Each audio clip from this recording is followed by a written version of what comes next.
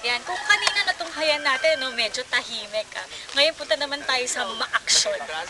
Kasama po natin ngayon si Mayor Eduardo Gadiano. At nandito tayo ngayon sa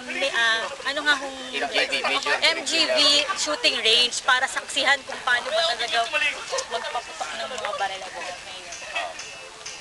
Kayo, mahilig ho kayong mag-shooting, baril-baril dito? Oo, nagka-practice kami madalas dito kasi sa mga sablayan. So papakitaan niyo po kami ng gilas ngayon? Oo, sige. Galingan niyo, Mayor. Kasama yung ating mga instructors.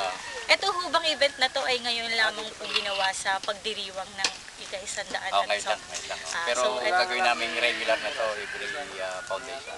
So, kamusta naman ho ang pagtangkilik ng mga tao dito sa inyong bayan sa event na kagaya ng ganito? Kasi marami nag-participate na kababayan ko at ibang bayan, participate sila.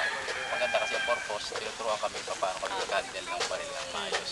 Sino naman ho ang mga maaaring mag-participate sa event na to? Open ho ba ito sa lahat? Open naman, open sa lahat ng gustong sumali. So, kahit mga babae, dapat? Kahit babae, pero kung walang basic na alam, may clinic na tinuturo meron before naman.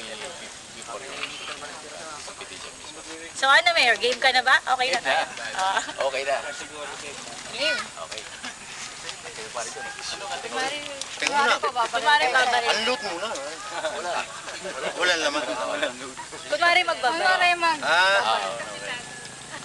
Ilagyan nyo naman kasi baka makita sa konting Okay. TV na walang magasin. Are you ready? Ready, stand by! Firing! Okay.